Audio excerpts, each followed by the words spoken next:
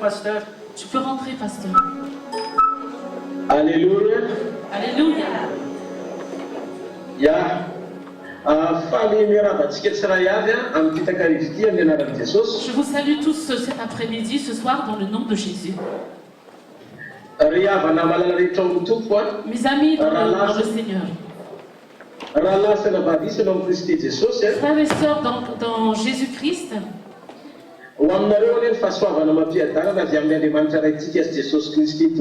Que la grâce et la paix vous soient données de la part de Jésus-Christ et de notre Père.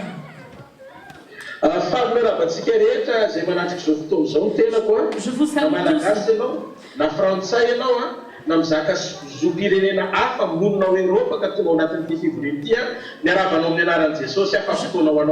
Je vous salue tous, à vous tous qui êtes présents ici, que vous soyez malgaches, français ou d'autres citoyennetés. Je vous salue tous dans le nom de Jésus-Christ, vous qui êtes présents.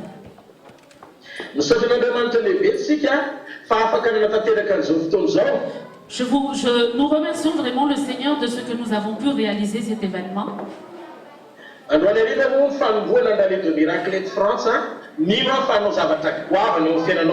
C'est aujourd'hui le commencement du rallye de miracles en France et je crois que Dieu va faire de grandes choses dans ta vie.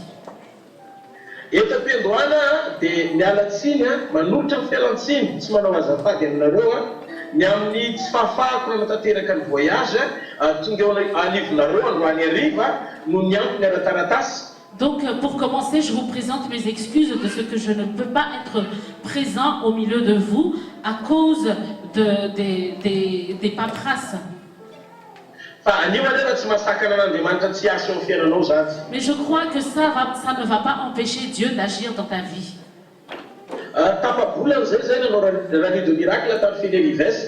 Il y a une quinzaine de jours, nous avons fait le rallye de miracles du côté de Fénérivest.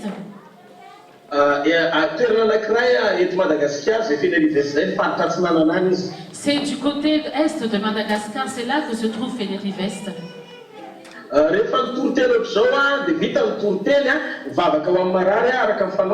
Et quand j'ai prêché comme ceci, et après ma prédication, comme on a l'habitude de faire, j'ai prié pour les malades.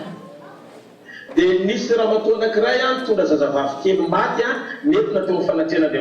avait une femme qui a ramené une petite fille qui était morte, on l'a amenée dans la présence de Dieu.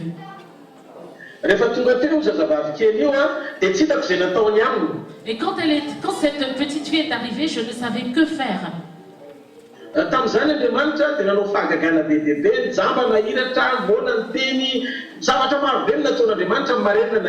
Ce jour-là, Dieu a fait de grands prodiges, de grands miracles. Il y avait des sourds qui ont entendu, ceux qui étaient aveugles et qui ont pu voir. Et Dieu a fait beaucoup de choses, beaucoup de miracles.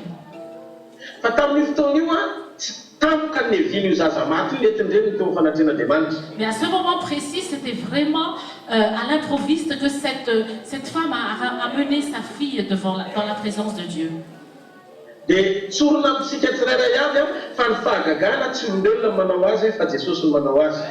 veux préciser à tout le monde que les miracles, ce n'est pas un être humain qui le fait, mais c'est Jésus qui le réalise.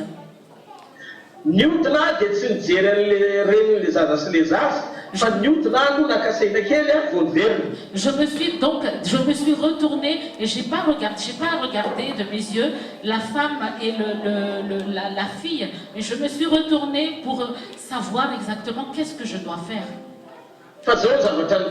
Et voici ce qui s'est passé.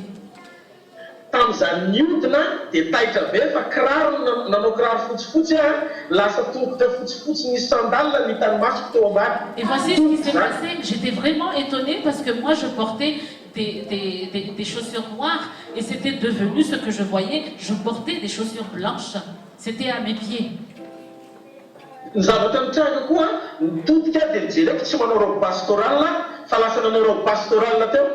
Et en même temps aussi, j'étais étonnée parce que je me suis vue porter une robe pastorale alors que je ne portais même pas.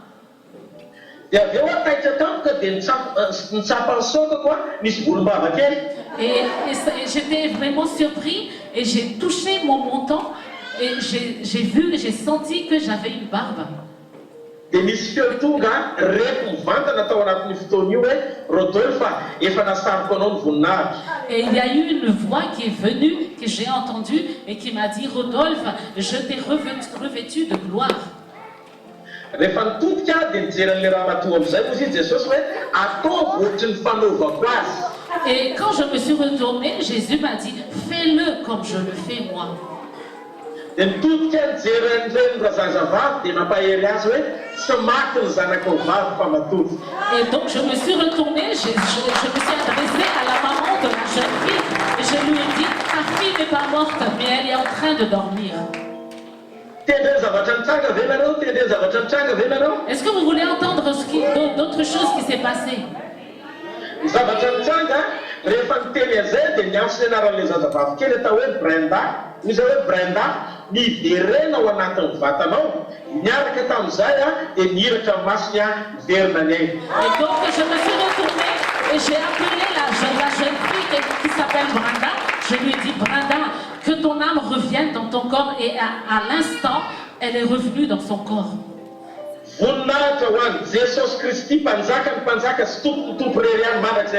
Toute la gloire revient à Jésus-Christ, roi des rois et seigneur des seigneurs, maintenant et à jamais. Alléluia. Alléluia. Une semaine plus tard, j'étais invité à une église pour un séminaire exactement comme aujourd'hui. Et dans la voiture, on était 3 personnes.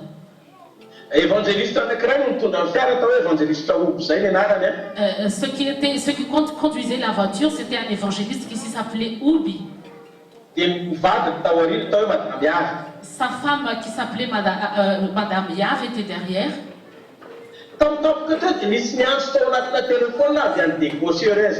Et tout à coup, quelqu'un qui m'a appelé de Diego Suarez.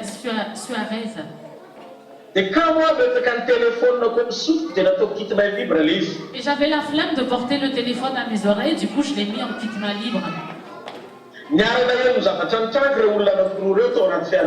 Ces 2 personnes ont entendu ce qui s'est passé dans la voiture. Et voici ce qui s'est passé à l'époque, à ce moment-là.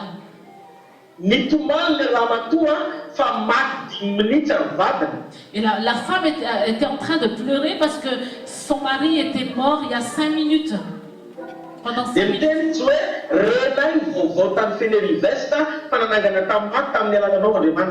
Elle a dit, nous avons entendu ce qui s'est passé à Fénérivest, que Dieu a ressuscité un mort à partir de toi, de Fénérivest.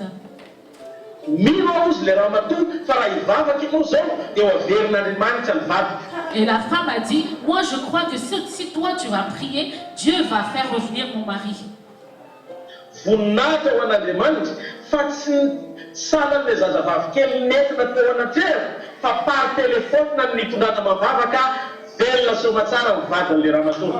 gloire revient à Dieu. Ce n'était pas comme la jeune fille qu'on m'a ramenée devant moi, mais c'était par téléphone que j'ai prié et le mari de la femme est revenu à la vie. Amen.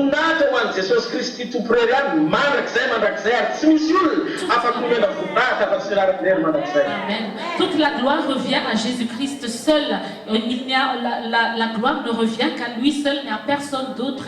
À lui seul la gloire pour l'éternité. Ce qui me réjouit dans tout ça, c'est que je veux t'interpeller en fait.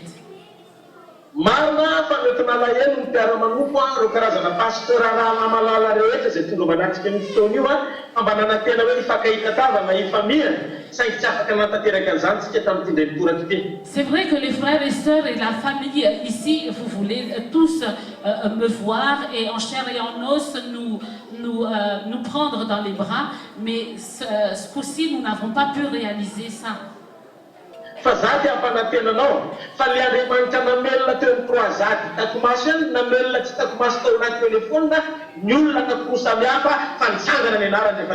moi je veux t'encourager que la personne qui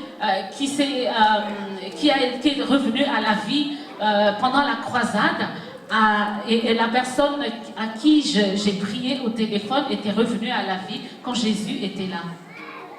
tsy misy mahasakana an'Andriamanitra tsy asa na par Skype na par téléphone ninona fitaovana para mandray aina androany hariva tournant androany hariva menarana. Personne ne peut empêcher Dieu d'agir par Skype ou par téléphone.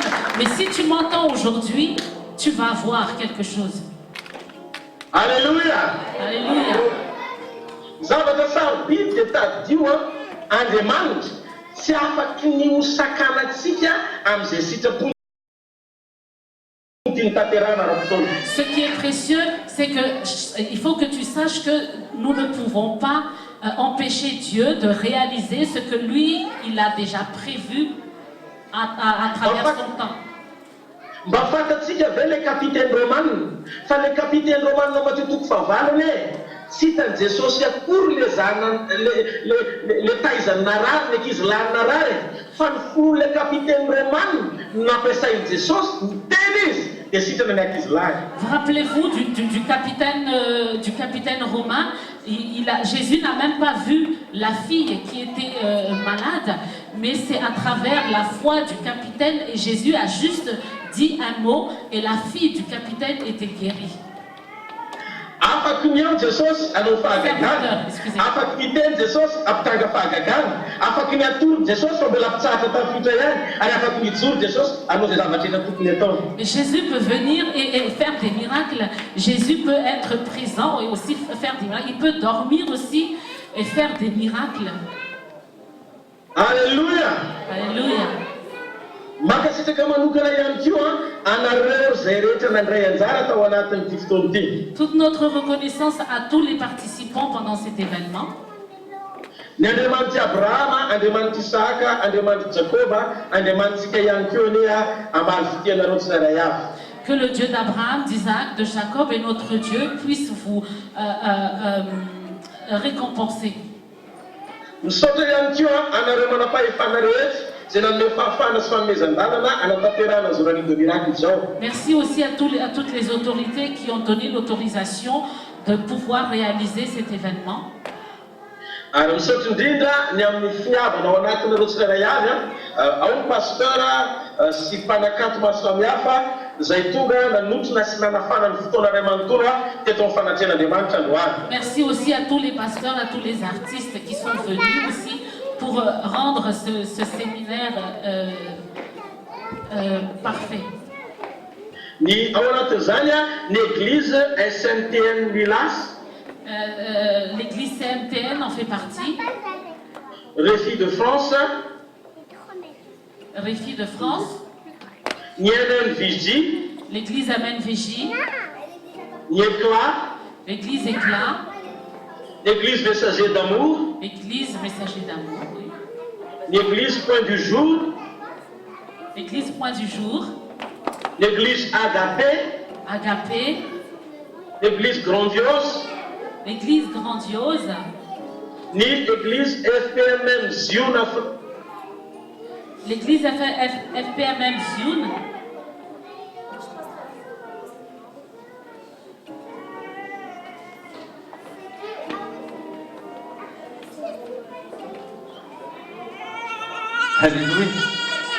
Alléluia. Je prends parole. Alléluia. Le temps ma connexion quelle est ton attends.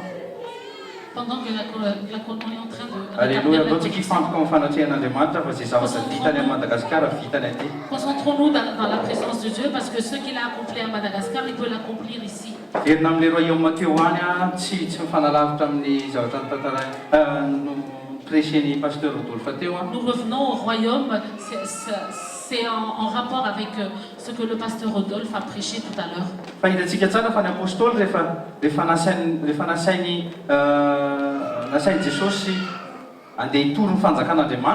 Nous savons bien que les apôtres, quand Jésus les a envoyés pour prêcher le royaume de Dieu,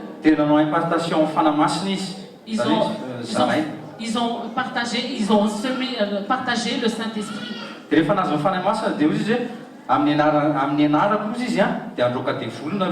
Et dès qu'ils ont eu le Saint-Esprit, il a dit, en mon nom, vous allez chasser les démons.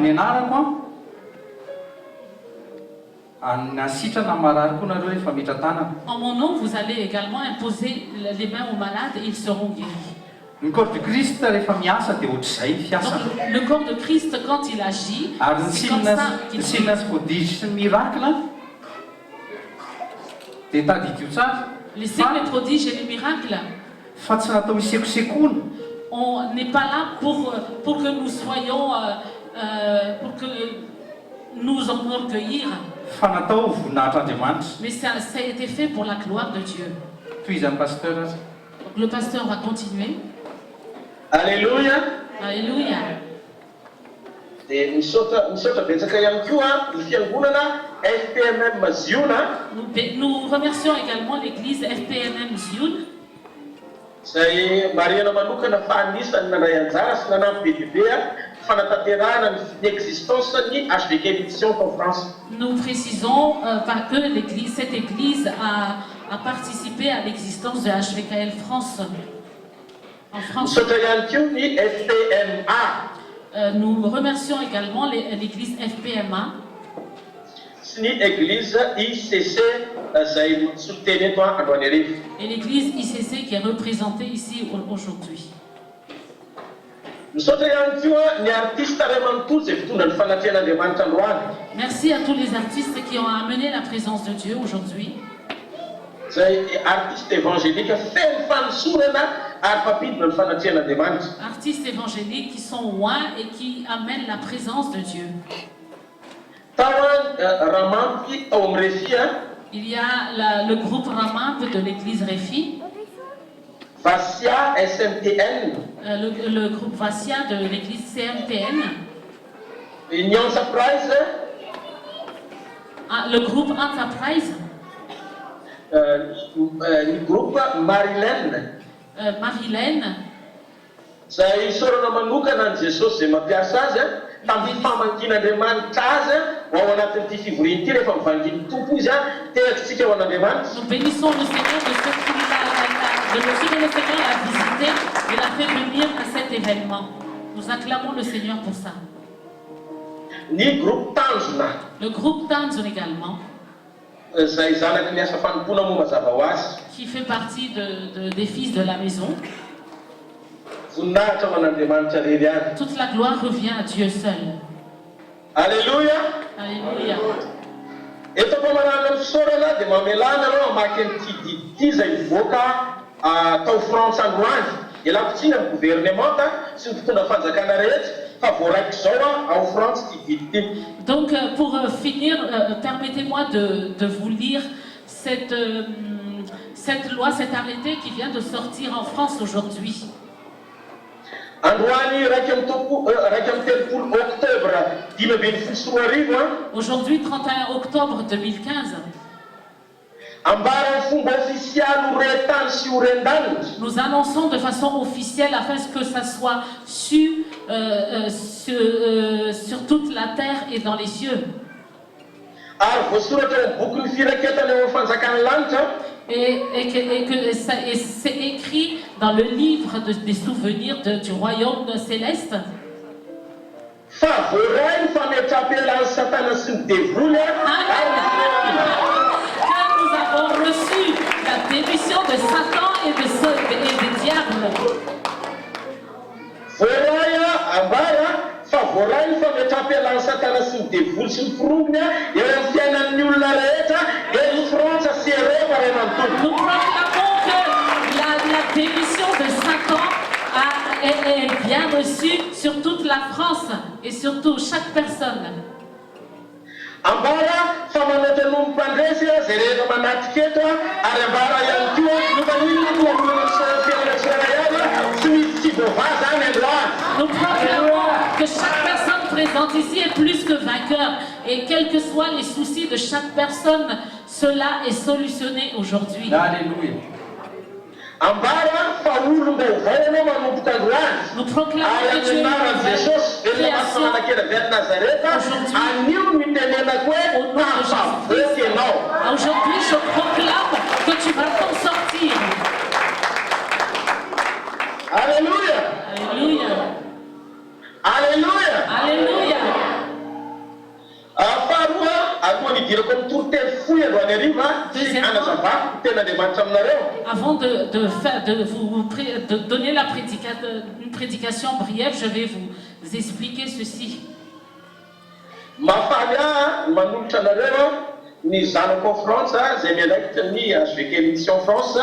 Je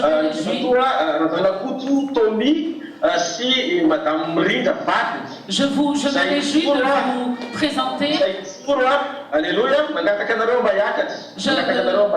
Je vous prie de présenter mes enfants, le pasteur Tommy Mazarakout et Mérita, sa femme. Je vous demande de monter.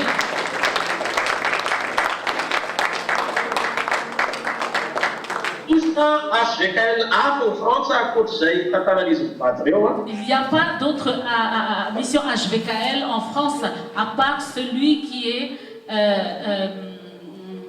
sous l'autorité de ce couple.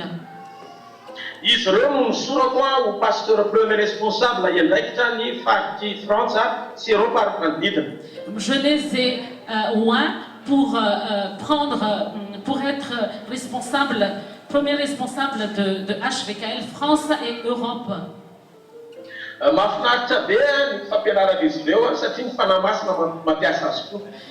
Leur enseignement est très bien parce que le Saint-Esprit les utilise également.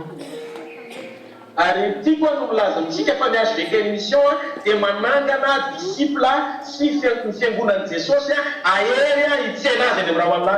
moi, j'aimerais vous dire que HVKL Mission forme des disciples et des personnes qui vont rencontrer Jésus-Christ dans les nuées.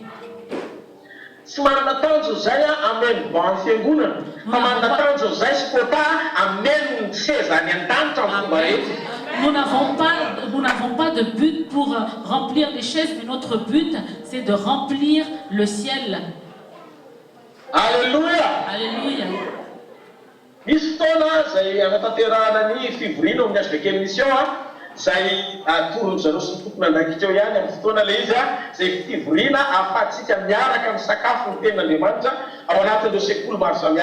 Donc il y a des différentes réunions dans la mission HVKL qui vont vous présenter peut-être tout à l'heure des moments où nous allons tous manger ensemble la parole de Dieu. Acclamons Dieu.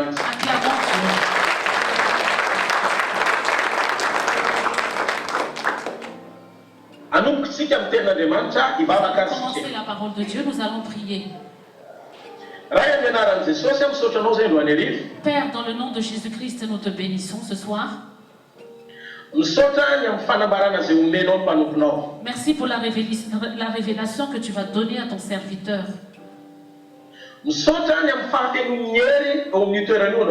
Merci pour la plénitude de la puissance dans ces lieux ce soir. Touche mon cœur, mon âme, mon esprit. Pour proclamer ta parole avec audace. Rempli de puissance toute révélation. Et orne cela de tout prodige et de signes et miracles. Merci Père, car cela est accompli. Au nom de Jésus-Christ. Amen. Amen. Alléluia. Alléluia.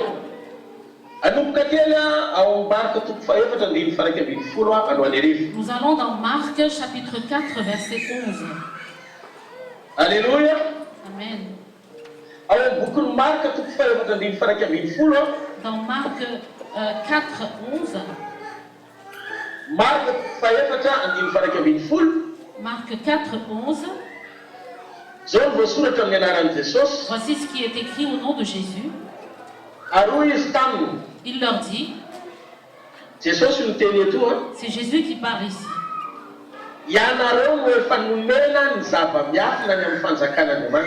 C'est à vous qu'a été donné le mystère du royaume de Dieu.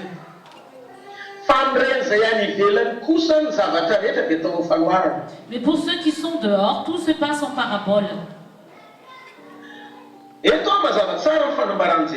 Ici, ce que Jésus a proclamé est très clair. Que le royaume de Dieu est un mystère. Natao hoe zava-miafina dia zava-misy fa tsy fantatrao fa aseho rehefa nomena fahefana ianao ahalala. Mystère, ça veut dire quelque chose de caché que tu ne connais pas, et quand on t'a donné l'autorité de savoir, tu le connais. Misy ny zava-miafina Andriamanitra izay tsy maintsy Andriamanitra no maneho an'izany eo amin'ny olona izay tiany anehoana azy. Il y a les mystères de Dieu que Dieu va montrer, révéler à qui il veut le révéler. Misy fotoantsika zanak'olombelona indraindray mametraka antsika efa manam-pahalalana mihoatra. Il y a des moments où nous, en tant qu'êtres humains, nous nous prenons comme des gens qui connaissent tout. Et c'est pour ça que des fois, il nous arrive de ne pas vouloir entendre les autres.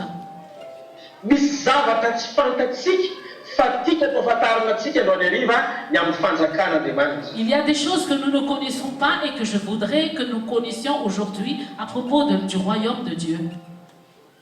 Le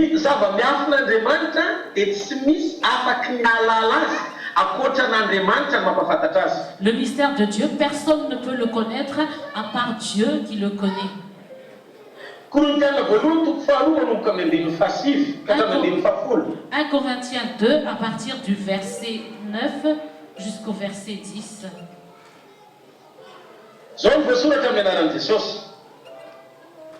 Voici ce que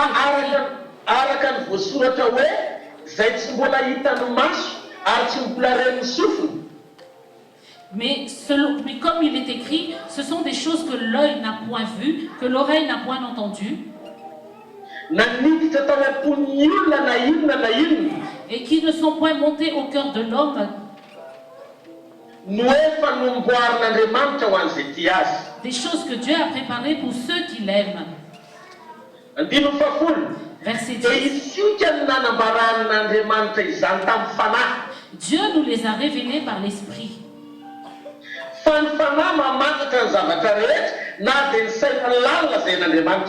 Car l'Esprit sonde tout, même les profondeurs de Dieu.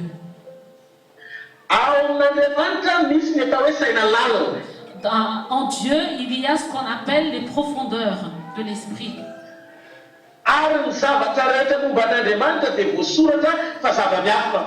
Et tout ce qui concerne Dieu, il est écrit que ce sont des mystères.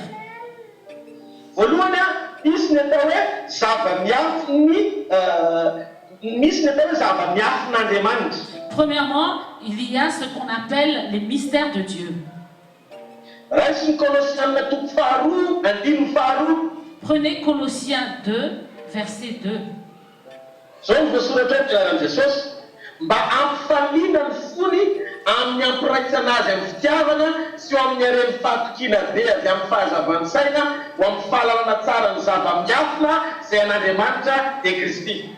Afin qu'ils aient le cœur rempli de consolation, qu'ils soient unis dans la charité et enrichis d'une pleine intelligence pour connaître le mystère de Dieu, savoir Christ.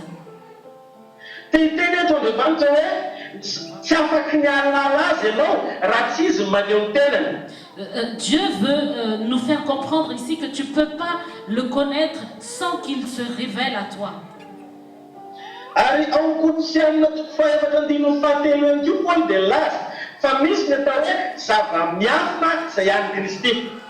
Dans Colossiens 3, verset 3, il est dit aussi qu'il y a des choses cachées avec Christ.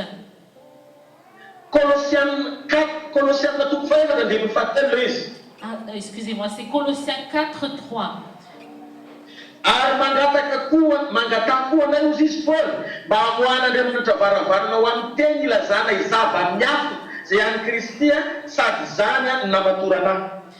Priez en même temps pour nous afin que Dieu nous ouvre une porte pour la parole, en sorte que je puisse annoncer le mystère de Christ pour lequel je suis dans les chaînes.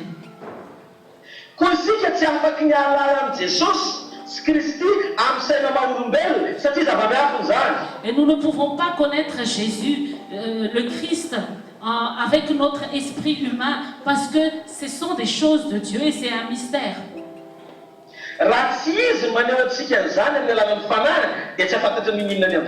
Si ce n'est pas lui qui nous le révèle à partir de son esprit, donc nous ne pourrons pas le savoir, le connaître. Dans Éphésiens 6, verset 19,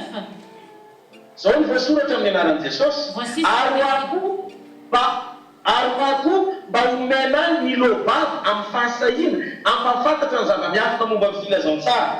pour moi, priez pour moi afin qu'il me soit donné, quand j'ouvre la bouche, de faire connaître hardiment et librement le mystère de l'Évangile.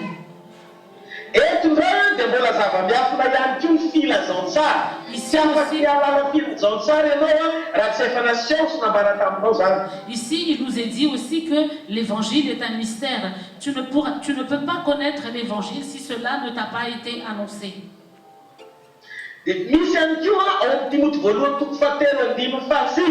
Et il y en a aussi dans 1 Timothée 1, verset 9. 1 Timothée 3, verset 9. Excusez-moi. 1 Timothée 3, verset 9. Oui. Il y a le mystère de la foi.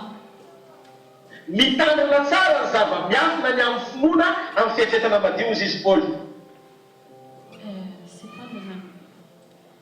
1 Timothée 3, verset 9.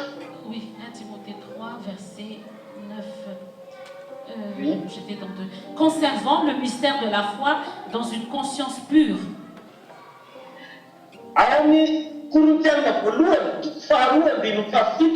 Dans 1 Corinthiens 2, verset 7, il parle aussi d'un mystère à propos de la sagesse.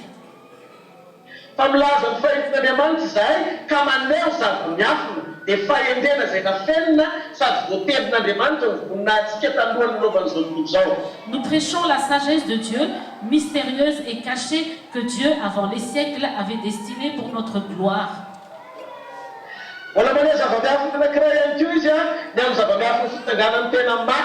Il a aussi montré un mystère à propos de la résurrection des morts.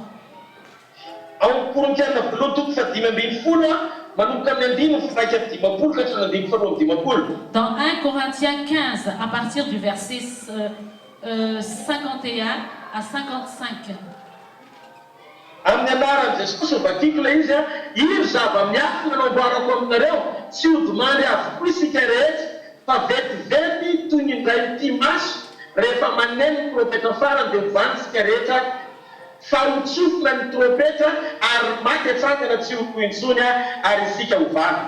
Voici, je vous dis un mystère. Nous ne mourrons pas tous, mais tous nous serons changés. En un instant, en un clin d'œil, à la dernière trompette, la trompette sonnera et les morts ressusciteront incorruptibles et nous serons changés.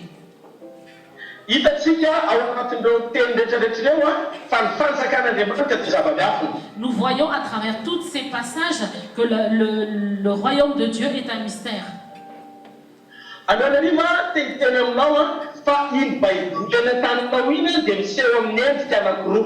Aujourd'hui, je voudrais attirer ton attention sur le fait que la Bible que tu as dans ta main apparaît sous deux aspects. Il y a l'histoire et il y a aussi le mystère.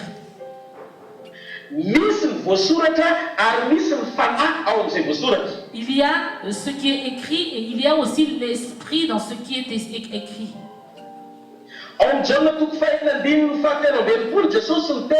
Dans Jean 6, 66, Jésus a dit 63. Jean 63, où Jésus était la demande,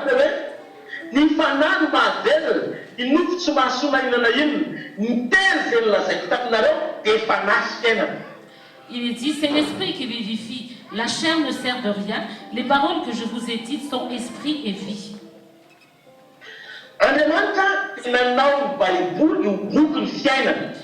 Dieu a fait de la Bible un livre de vie.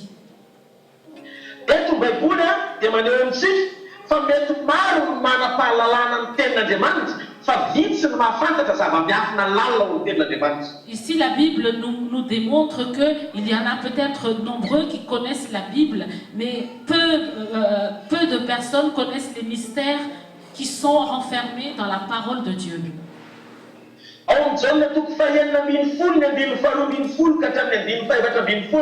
Dans Jean 16, chapitre 16, verset 12 à 14, voici ce qui est écrit au nom de Jésus.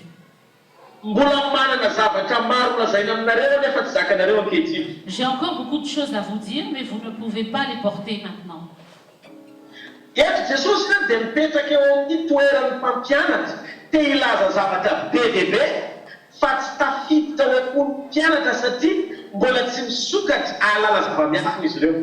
Ici, Jésus se met à la place d'un enseignant qui veut transmettre beaucoup de choses, mais les élèves ne peuvent pas recevoir parce que leur entendement n'était pas encore ouvert.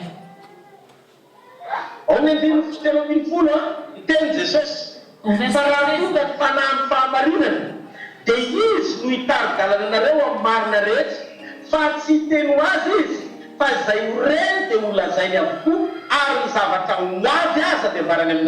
au verset 13, il est écrit: quand le consolateur sera venu, l'Esprit de vérité, il vous conduira dans toute la vérité, car il ne parlera pas de lui-même, mais il dira tout ce qu'il aura entendu et il vous annoncera les choses à venir.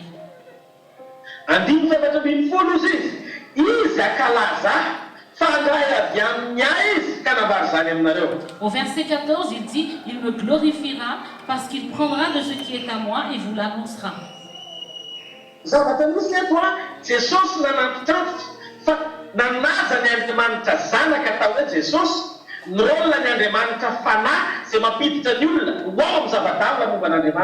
Ici, Jésus souligne, il respecte le Dieu esprit, et cet esprit qui entraîne l'homme dans les choses mystérieuses de l'esprit.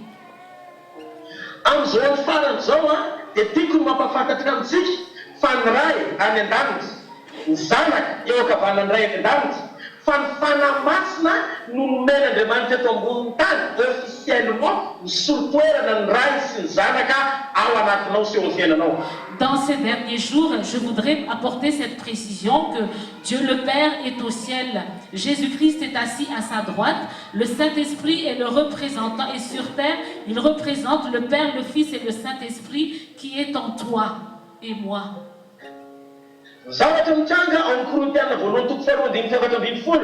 Ce qui se passe dans 1 Corinthiens 12, 14. 1 Corinthiens 2, 14. Pardon, 1 Corinthiens 2, 14. Voici ce que Paul, l'apôtre, dit.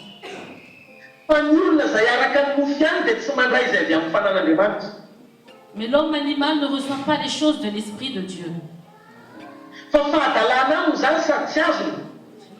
Car elles sont une folie pour lui et il ne peut les connaître. Parce que c'est spirituellement qu'on en juge.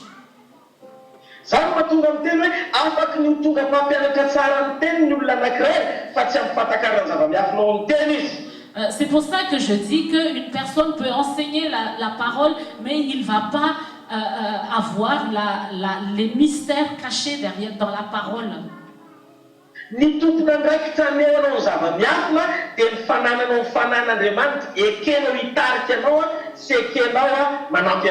Le responsable pour que tu puisses connaître les mystères, c'est l'Esprit de Dieu à qui tu vas accepter qu'il te conduise.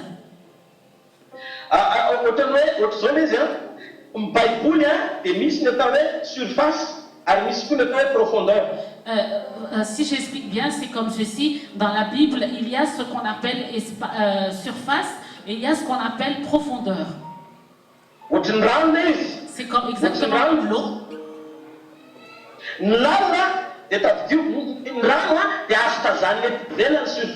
On peut voir l'eau en surface. Mais tu ne peux pas connaître les profondeurs de l'eau tant que tu n'y entres pas. Ny lalina dia ireo zava-miafina manana ny fahalalana ambony ara-panahy zavatra mihoatra no ny fahitany maso maha-olombelona. Les profondeurs, ce sont les mystères spirituels et qui vont au-delà de ce que nos yeux humains peuvent voir. Dans Psaume 119, verset 18.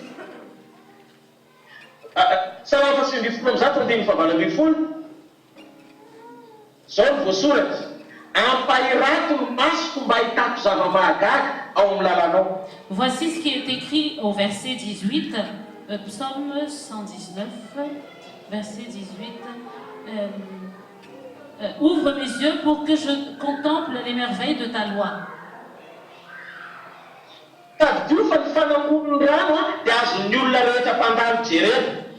Sachez que les bords de l'eau, chaque personne peut les voir. La surface de l'eau, chaque personne aussi peut la voir.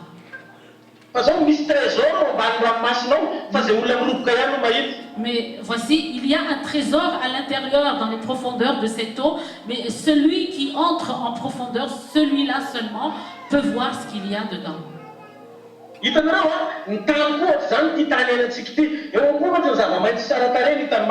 C'est exactement, il en est de même pour cette terre que nous voyons. En surface, nous voyons quelque chose de joli, on voit des verdures. Ce que je veux partager aujourd'hui, c'est ceci.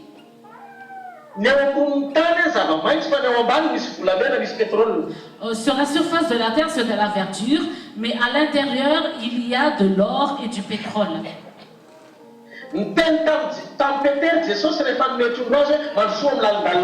Quand Jésus voulait donner des poissons à Pierre, il lui a dit, entre en profondeur, avance dans les profondeurs.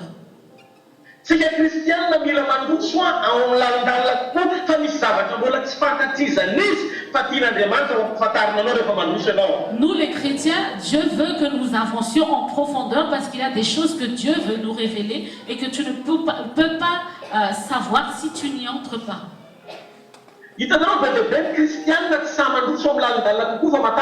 Vous voyez, il y a beaucoup de chrétiens qui n'osent pas aller en profondeur parce qu'ils ont peur. Exemple, tu arrives au bord de l'eau. Tu as une espérance que tu vas pêcher des poissons.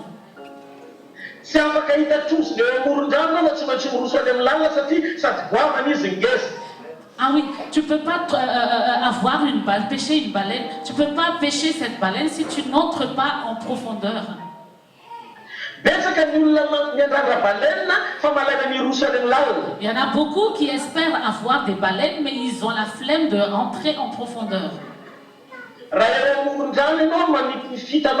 Si, à partir du bord de l'eau, tu vas lancer ta ligne, ton hameçon, tu ne vas pas recevoir une baleine, mais tu vas recevoir juste des tout petits poissons.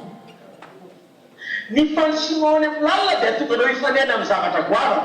fait que tu avances en profondeur, ça te donne une opportunité de rencontrer quelque chose de très grand. Nous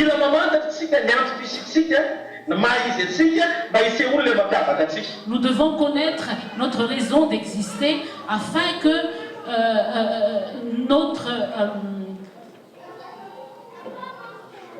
nous puissions savoir qui nous sommes exactement. Amen. Amen.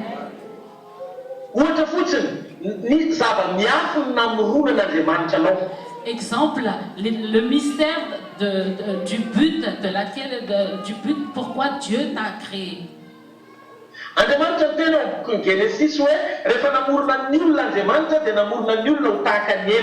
Dieu a dit dans Genèse que quand Dieu a créé l'homme, il l'a créé à sa ressemblance.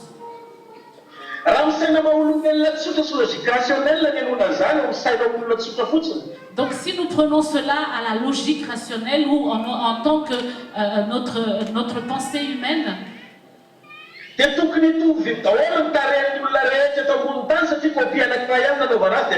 Donc notre visage à nous tous doit ressembler parce que nous avons été créés pareils.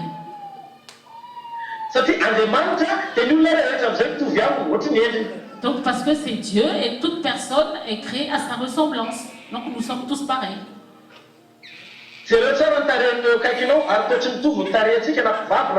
Regarde le visage de la personne qui est à côté de toi et dit mais notre visage ne se ressemble pas.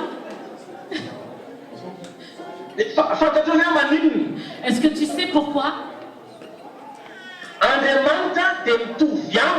Dieu est comme moi. Dieu me ressemble. Exactement comme moi, il ne te ressemble pas et moi je ne te ressemble pas. Je répète, Dieu me ressemble.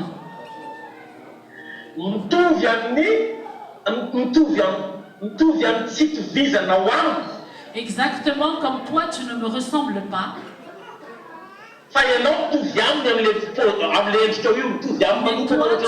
Mais toi tu lui ressembles.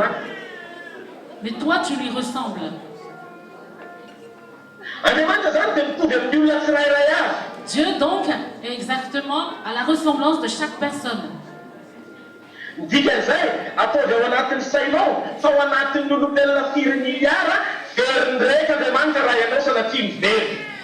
Donc ça veut dire que Dieu, parmi des milliards de personnes, j'avais vérifié le pasteur, j'avais pas fait.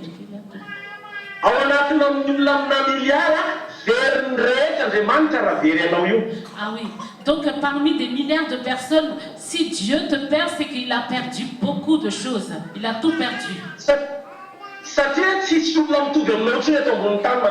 Parce que personne n'est comme toi sur terre. Je voudrais te dire ce soir, ne convoite pas les autres, de ressembler aux autres. Ne copie pas les autres.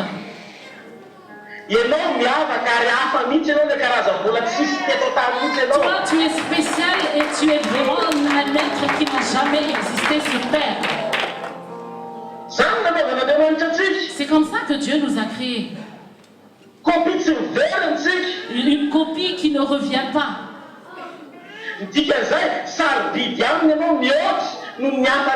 Ça veut dire que tu es plus précieux que les autres. Il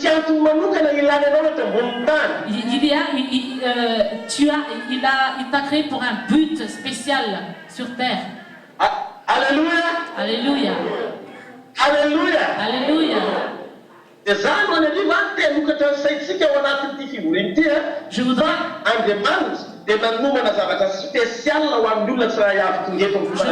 attirer l'attention de tout le monde ce soir que Dieu a préparé quelque chose de spécial pour chaque personne. Amen. Amen.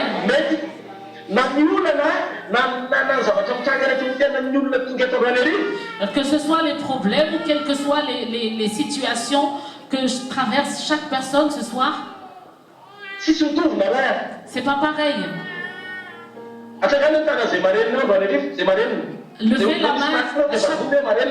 Levez la main, vous qui êtes sourds ce soir. Peu importe une oreille ou les deux oreilles.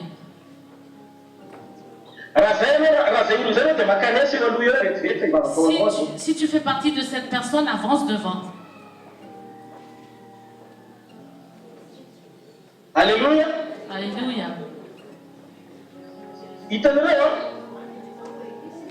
y en a une. Alléluia. Va au milieu.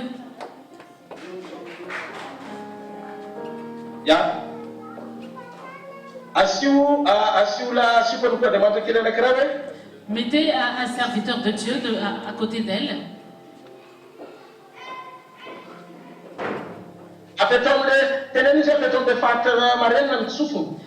Dis-lui de mettre sa main là où elle n'entend pas. Assure-nous les gens. Enlève ta main d'abord. Tu entends? Dis-lui, est-ce qu'elle croit ce soir que Dieu va ouvrir ses oreilles? Est-ce que tu crois de tout ton cœur?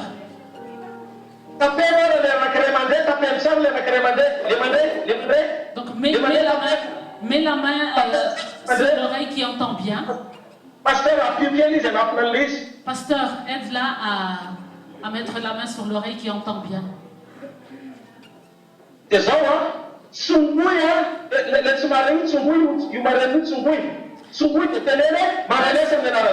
Passe l'oreille qui n'entend pas et dis-lui, entends au nom de Jésus-Christ. Au nom de Jésus.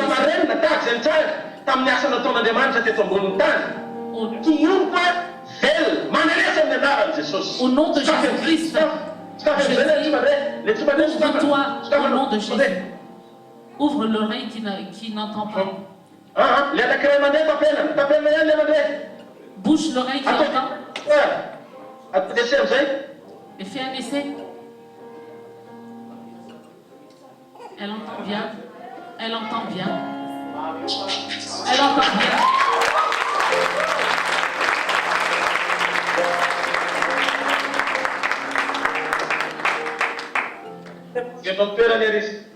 Tu peux t'asseoir.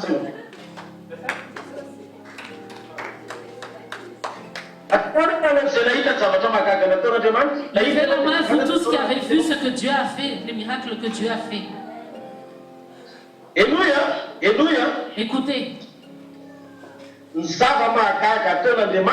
les miracles que Dieu fait, on peut les provoquer par la foi. Dieu nous a donné l'autorité pour qu'on puisse faire de grandes choses en tant qu'enfant de Dieu.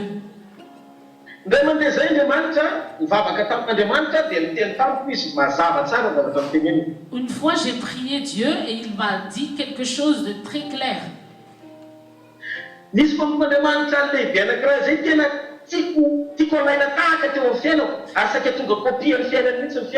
y a eu un serviteur de Dieu à qui je voulais vraiment le ressembler et il y avait même un moment où je voulais ma vie copier sa vie. Et le Seigneur m'a dit, toi tu ne seras jamais lui parce que toi tu es quelqu'un de spécial. Et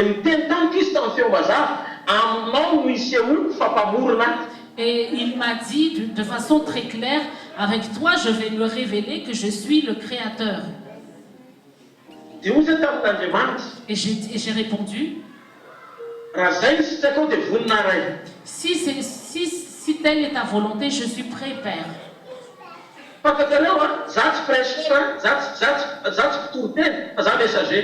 Vous savez très bien que je ne suis pas un prédicateur, mais je suis un messager.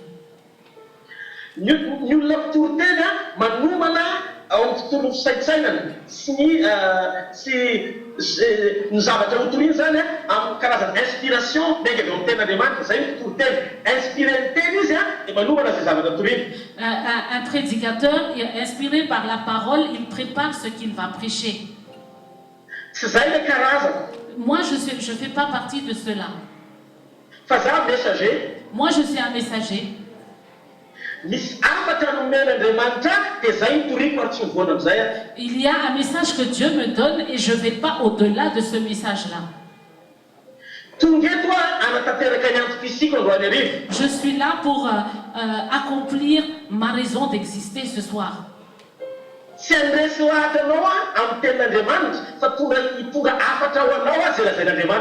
ne suis pas venu pour te convaincre convaincre de la parole de Dieu, mais je suis venu pour t'apporter le message de Dieu.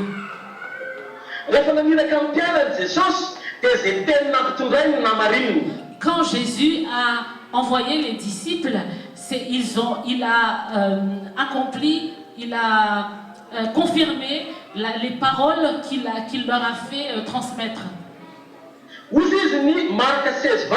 Voici ce que dit Marc 16, 20.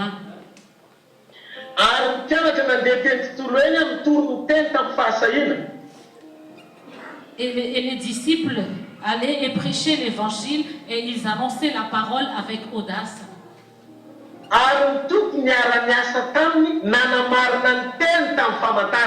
Et le Seigneur travaillait avec eux en confirmant sa parole avec des prodiges et des signes. Ça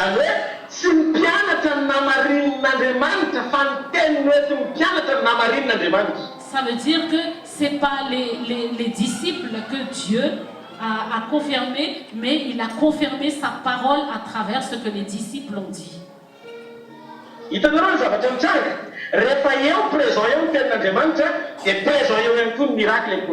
Voyez ce qui se passe, c'est que quand la parole de Dieu est présente, les signes et les prodiges sont présents également.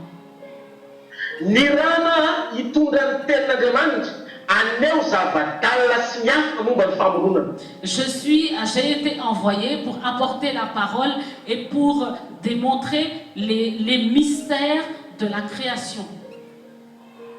Ni zavatra marina androany ariva tiako zarena amitsika misy boky zay efa andala mpamarana anazy soratana mombany hoe manompo Andriamanitra mpamorona. Il y a un livre que je suis en train de terminer en ce moment et ce livre s'intitule Servir le Dieu créateur.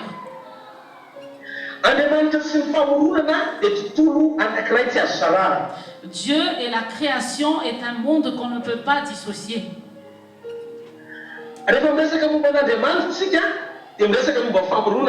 Quand nous parlons de Dieu, nous parlons également de création.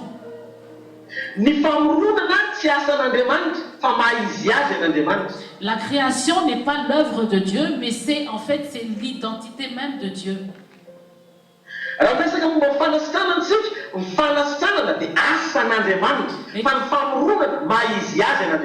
Donc quand nous parlons de guérison, la guérison c'est l'œuvre de Dieu, mais la création c'est l'identité même, ce qui fait même Dieu.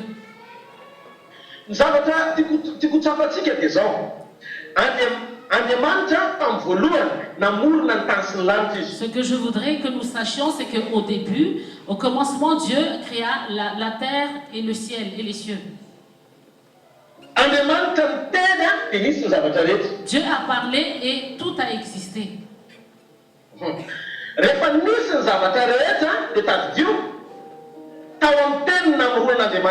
C'est à partir de la parole que Dieu a créé.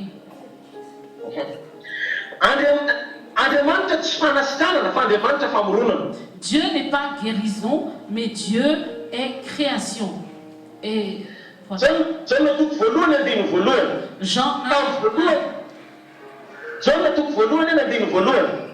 Jean 1.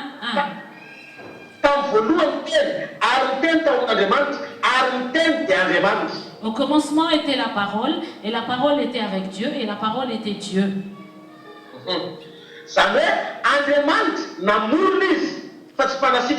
C'est-à-dire que Dieu a d'abord créé, mais pas d'abord, il n'a pas d'abord guéri.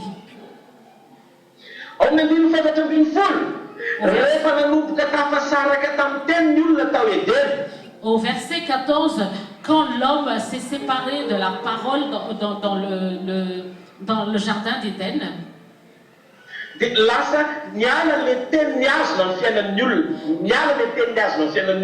parole donc qui soutenait la vie de l'homme était partie. Et quand la parole était partie, l'homme a hérité de la mort.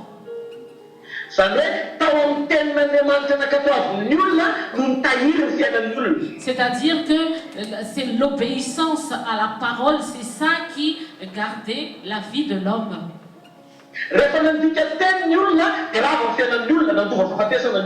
Et quand l'homme a transgressé la parole, l'homme a hérité la mort.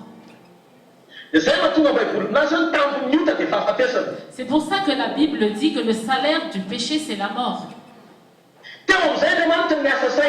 Et là, Dieu a réfléchi.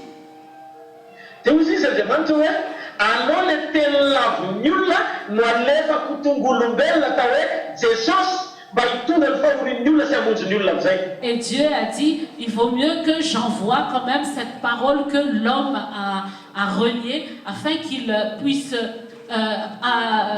porter le péché de l'homme et qu'il soit sauvé. Regardez dans Jean 1, verset 14.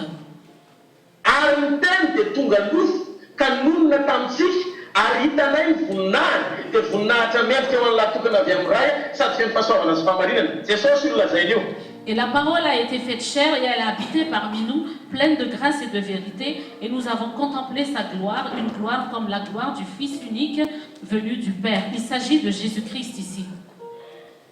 Vous voyez bien ce qui se passe ici.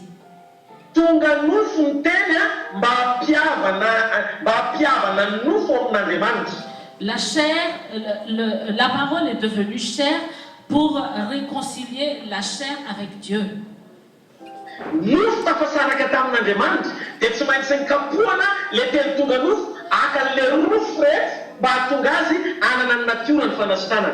La chair a été séparée de Dieu et on l'a flagellée afin que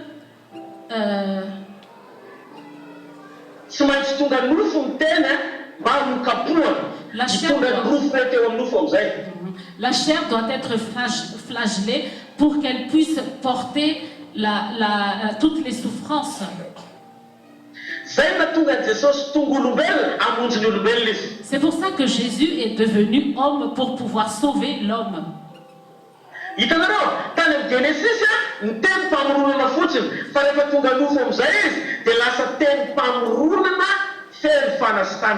Donc dans Genèse, la parole était juste création, et quand elle est devenue chair, elle est devenue guérison. Parole de guérison.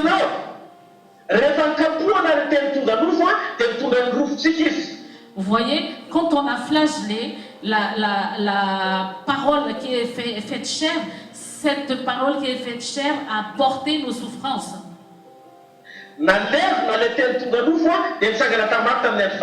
On a enseveli la parole qui s'est faite chair et elle est ressuscitée des morts le 3e jour.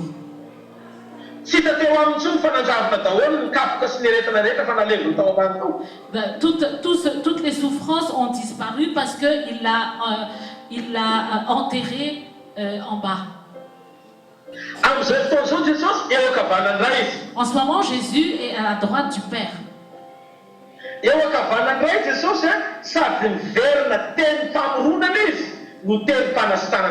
À la droite du Père, Jésus est devenu parole créatrice et parole de guérison.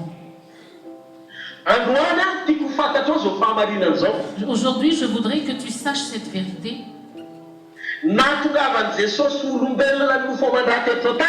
La raison pour laquelle Jésus est venu en chair et en os sur terre,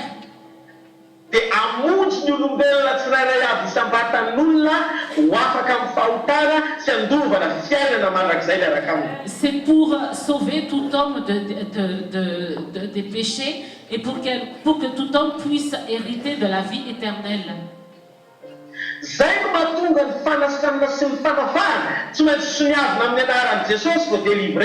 C'est pour ça que la guérison et la délivrance doivent être signées au nom de Jésus-Christ, et après seulement elle est délivrée. Aujourd'hui, ce soir, tu peux avoir de l'espérance en toutes choses. Que ton cas est possible.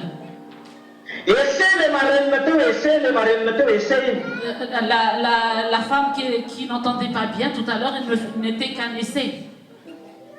Ce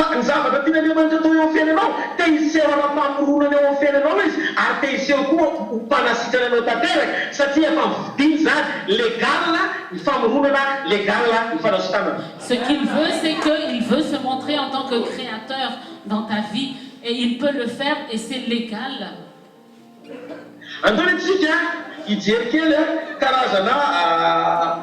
Géothéologique, spirituel, vous savez, toerana ara-panahy nisy an'Andriamanitra ara-pamoronana sy ireo karazan-javatra ny sehoiny teto ambony tany amampamorona azy. Nous allons voir exactement toutes les choses spirituelles et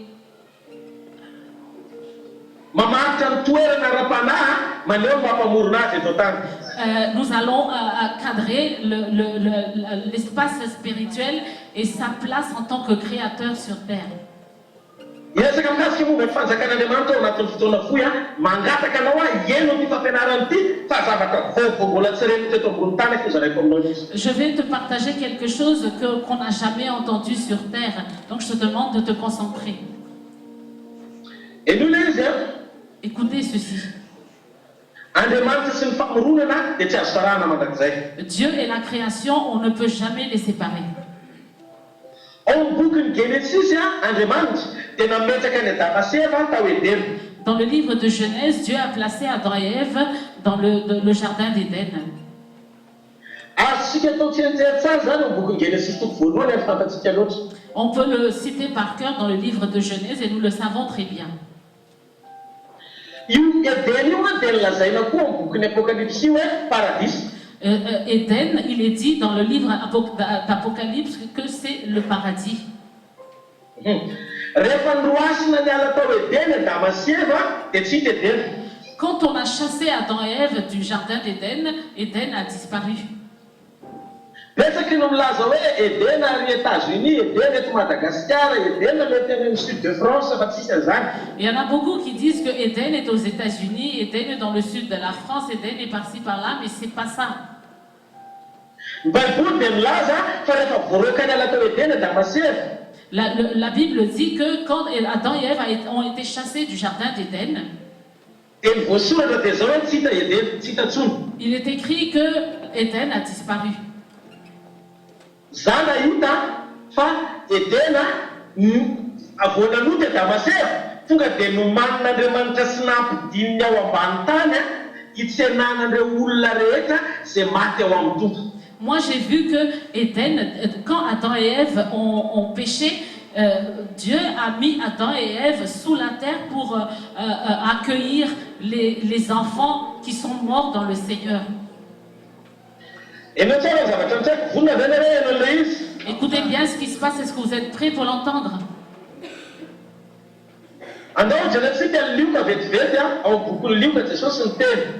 Voyons dans le livre de Luc, Jésus dit, Luc 23, chapitre 23, verset 43.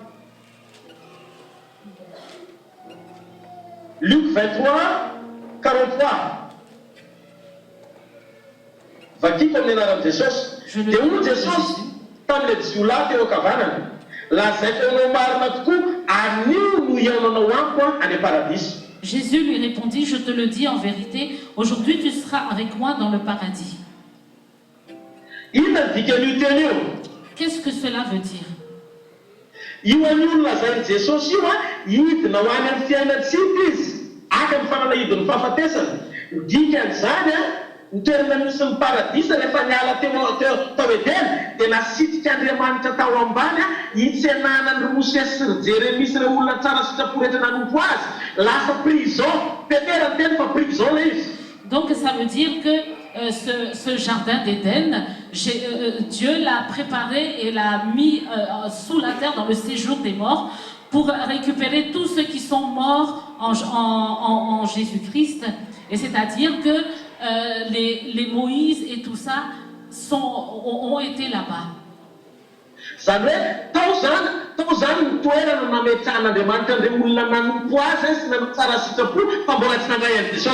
veut dire que Dieu les a placés là-bas, ceux qui ont bien servi le Seigneur, mais qui n'ont pas encore reçu Jésus comme leur Seigneur.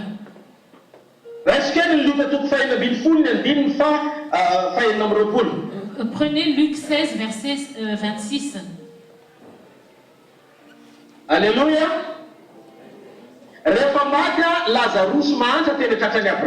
Quand